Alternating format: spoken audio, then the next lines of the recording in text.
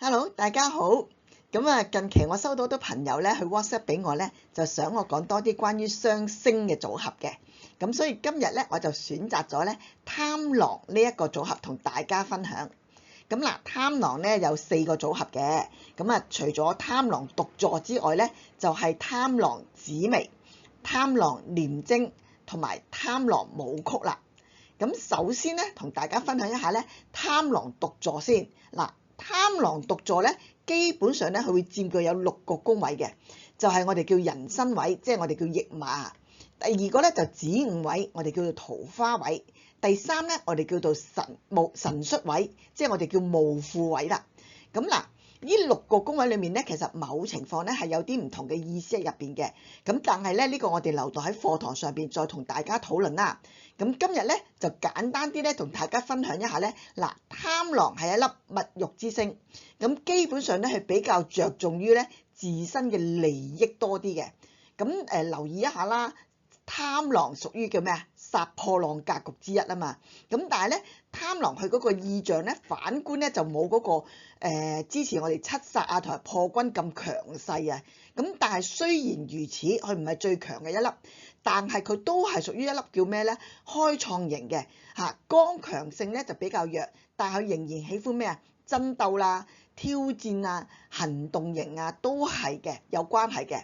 貪狼開創嘅話咧，佢係屬於比較廣闊啲嘅，即係話咧簡單啲嚟講，佢每一樣嘢咧佢都會知，但佢絕對唔會係專一，亦都唔會精於某一樣嘢嘅。佢樣樣都知，但係就知少少當代表啦嚇，即係佢唔會好專業去做某一樣嘢嘅，但係樣樣佢都會知啲咁樣嘅咯。咁所以咧，佢同七殺破軍嗰種嘅衝勁咧又唔同嘅噃。咁同樣啦，如果貪狼男命男命嚇，如果我冇任何嘅殺星或者桃花星咧，其實都係一個幾可靠啊，有擔帶嘅人。甚至乎咧嗱，如果單一粒貪狼在男命，冇任何殺星，冇任何桃花星咧，反觀咧佢反為幾好㗎，即係尊重女士啊，怕老婆嘅人嚟㗎咁樣咯。所以你都唔好睇小佢。另外啦，貪狼就比較兩極化啲嘅。點解啊？如果佢遇到殺星、桃花星咧，就係喜歡投資投機賭博啊，感情婚姻上面出現三角嘅問題啊咁。但係如果佢只要見到地空地劫啊，華蓋呢啲咧，咁啊完全唔同啦。佢就偏向於藝術啊、宗教、畫畫設計創作，我哋叫神仙之術啊，我哋叫做咁解咯。好，第二個組合就係乜嘢咧？第二個組合就係我叫貪狼紫微呢一個組合啦。咁大家點樣睇貪狼紫微呢一個組合啊？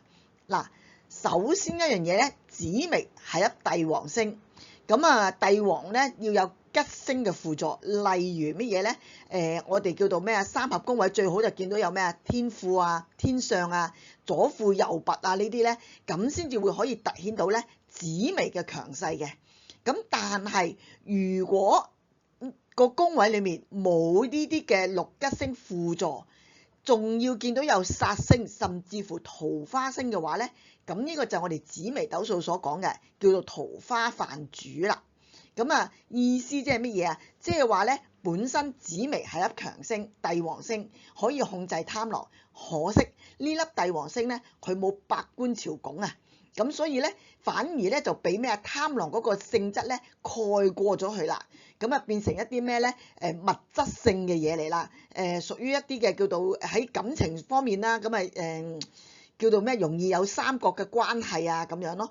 特別留意一下咧，紫微貪狼如果係同宮嘅話咧，一定會喺卯酉位嘅，即係我哋叫桃花位啊。咁所以咧，如果紫微輔助星又不足，貪狼嘅殺星或者個桃花星又蓋過咗佢嘅話咧，咁出嚟嘅結果咧就真係紫微就變咗個昏君啦，或者一個冇質素嘅皇帝啦，咁樣仲衰過咧貪狼自己一個獨坐啊咁解。咁好啦，跟住落嚟咧，同大家繼續分享咧貪狼另外兩個嘅組合啦。好，跟住落嚟咧，我同大家繼續分享咧貪狼另外嘅兩個嘅組合啦。就係我哋叫做貪狼武曲。貪狼武曲之前有提及過嘅，武曲係一粒咩啊？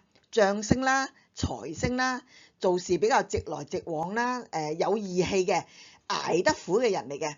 咁啊，所以咧，我哋之前又話佢屬於一個叫咩咧？寡宿嘅之星啊。咁啊，六親緣薄，同人咧冇乜嘢人際關係啊。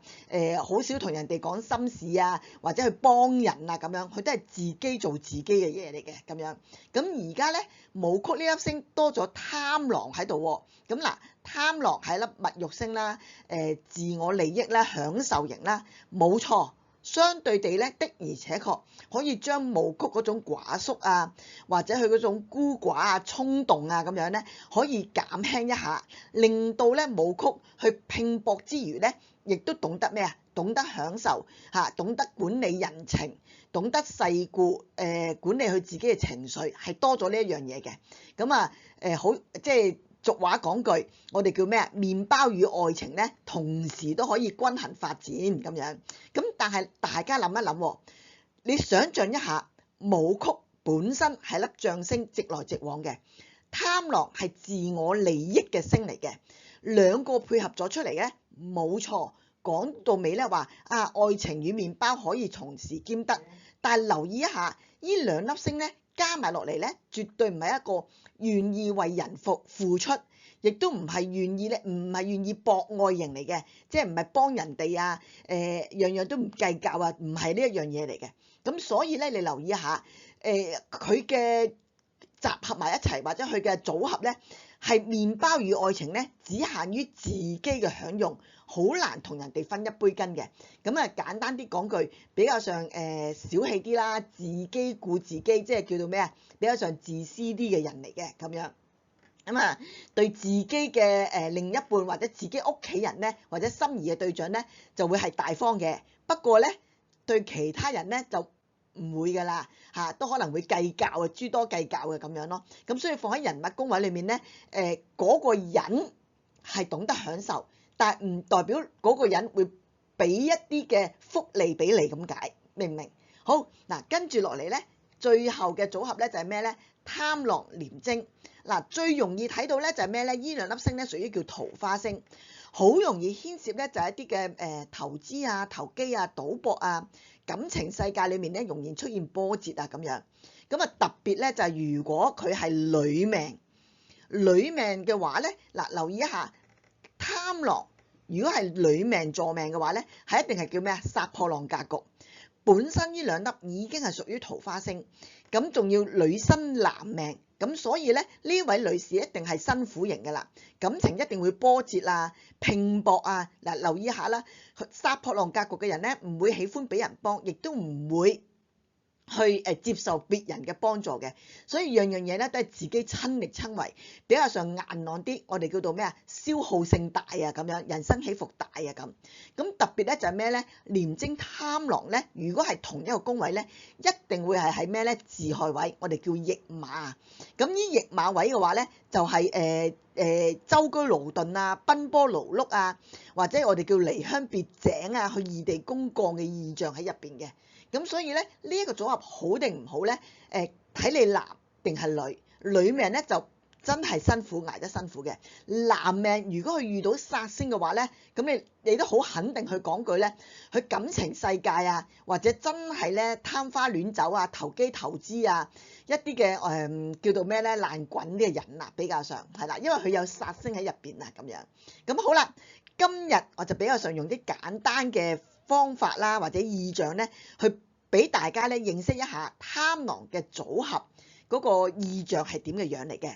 咁啊，希望俾大家咧更加容易清晰啊、明白理解。咁但係咧，記住呢啲組合咧涉及到，如果喺唔同嘅宮位，或者如果再加埋其他四化嘅影響咧，都會產生唔同嘅意象嘅。咁呢啲咧都會留翻喺我哋課堂上邊咧，同大家咧詳細去分享啊、解釋嘅咁樣。